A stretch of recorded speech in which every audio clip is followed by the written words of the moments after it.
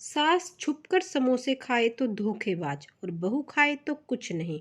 अरे वाह मम्मी, अकेले अकेले छिपकर समोसे खा रही हो और घर में बाकी सब लोगों से समोसे के बारे में बताया तक नहीं। देखो तो कैसा जमाना आ गया है। जिस सास पर मुझे इतना विश्वास था कि मुझसे पूछे बगैर वह कुछ नहीं खाएंगी, आज उन्होंने ही मुझे धोखा दे दिया। सोनिया ने अपनी सास निर्मला से कहा। तो निर्मला मुस्कुराते हुए बोली, बहू, यह धोखा देना तो मुझे तूने ही सिखाया है। मैं पहले ऐसा कभी नहीं करती थी। तेरे ससुर घर में खाने की जो भी चीज़ लाते थे, मैं उसमें से बराबर बराबर बांट के सबको देती और अपने लिए सबसे कम रखती थी, ताकि सब लोग मिल बांट कर खा सकें। मैंने सोचा था तू भी मेरी देखा देखी ऐसे ही करेगी। घर में कोई भी चीज़ आएगी मुझे और अपने पापा को खिलाने के बाद ही खाएगी।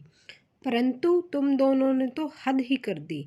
जिस बेटे को मैंने उसकी मनपसंद चीज़ें खिलाकर बड़े प्यार से पाला था और सोचा था बुढ़ापे में वह भी मुझसे पूछकर मेरी मनपसंद चीज़ लाकर मुझे खिलाएगा, लेकिन मेरी मनपसंद चीज़ लाना तो दूर, वह मुझसे कभी कुछ खाने के लिए पूछता भी नहीं।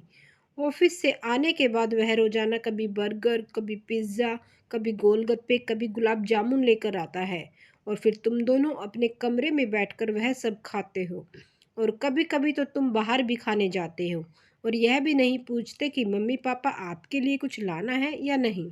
तुम्हें पता है बहू, मुझे इस सब के बारे में कैसे पता चला?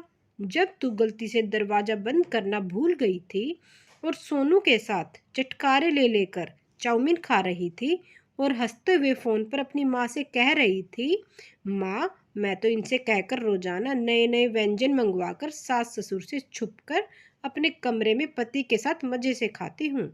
तेरी बात सुनकर मुझे बेहद दुख हुआ था।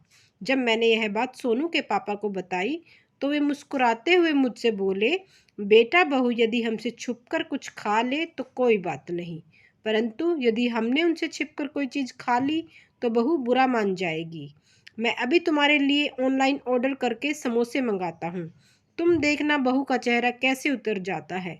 फिर उन्होंने समोसे का ऑर्डर दे दिया और ऑर्डर डिलीवरी होने के बाद मैं समोसे खाने ही बैठी थी कि इतने में ही तू आ गई। सास की बात सुनकर सोनिया शर्मिंदा हो गई थी। तभी सोनू भी सास बहू की बात सुनकर वहीं पर आ गया था। सोनिया को शर्मिंदा देखकर वह अपने पापा से बोला, पापा, आपने हमें सबक सिखाने के लिए अच्छा किया। मैं मूर्ख था जो इसकी बातों में आकर सिर्फ अपने और इसके लिए खाने की चीज़ें लाता था। कभी यह नहीं सोचा कि माता पिता के लिए भी हमारे कुछ फर्ज हैं। जिन्होंने हमेशा हमारी पसंद का ख्याल रखा, हमें भी तो उनकी पसंद का ख्याल रखना चाहिए था। सोनू और उसकी पत्नी दोनों ने अपने माता पिता से माफ़ी मांगी।